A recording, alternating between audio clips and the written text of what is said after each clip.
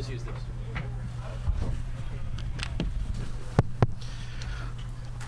Okay, we are now joined by our Busch Light Pole Award winner, Kyle Larson. We'll go right to questions. If you have a question for Kyle, please raise your hand. We'll get you a mic. We'll start there with Jacob, then come up to Zach.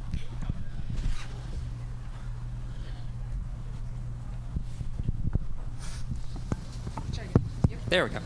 Jacob Seelman, Raceface Digital. Kyle, two for you. First, obviously a big weekend, but how important, given all the different variables going into Sunday, is track position early in the race at Martinsville?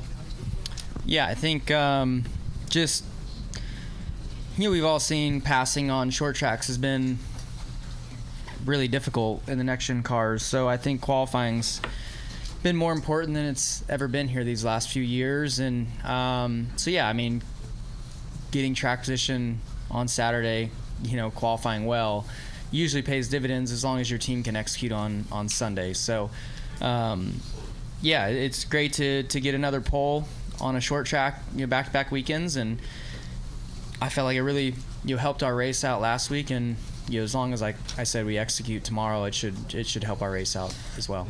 Big weekend for the team, but also cool little stat, 50th career National Series pole combined for drivers who have come out of the Driver Diversity program.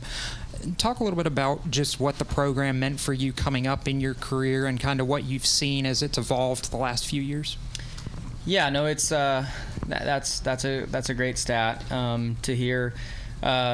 Just, yeah, I mean, I was in the program 12 years ago or so, and it did a lot for my career then to gain experience on that was really my introduction to pavement racing, and especially in stock cars, but to kind of see how it's evolved over the years a little bit, and the equipment that they have now, it seems really good, and drivers are able to go out there and compete at a high level now. So yeah, hats off to everybody a part of the diversity program, and it's always growing and getting better. Come up front to Zach, then Bob, then Shane. Zach Sterniolo, NASCAR.com. Kyle, congrats on the pole. A thousandth of a second, the difference there between you and Bubba. Obviously, you guys had a good conversation after the end of last week's race. It seems like excuse me, there's good respect between the two of you. What was the conversation, if there was any, on pit road when you were driving by after winning the pole? I think he said F you. So no, it was it was cool to get a pole, but to edge Bub out because he's got a big personality. I knew he would come up and say something on pit road. So no, I think we do. Although we've had our couple run-ins along the way, I do think we have a lot of respect for each other, and all of that. I respect him in and out of the race car, and what he puts into everything. So yeah, he's a passionate person, good and bad sometimes, but no, it's always fun to compete with him and have good battles.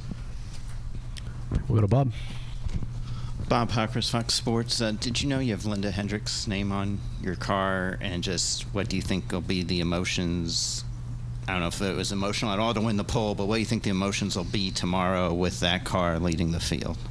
Yeah, I didn't know that I was going to have their names on the car until I was driving up to Martinsville today. So I thought that was a really nice touch. And yeah, I think it's just special. I mean, anytime you can do anything good at Hendrick Motorsports, they're very proud of us, and they are just two of the greatest people I've ever got to meet, and I've really enjoyed this year. The off-season stuff, kind of get-togethers we've had as a team, as a company and a team, because we've really got to see Linda open up a lot and get up and give speeches and things, and she's always been really quiet whenever I've been around and all that. But this year I think I've noticed that Rick has put a lot of I don't know if pressure is the right word, but he just hands the mic over to her, and she's always says the right thing, the great, like her speeches are amazing. So, yeah, that's been neat, and having her name on the side of our car here this weekend is definitely special. We'll go over to Shane.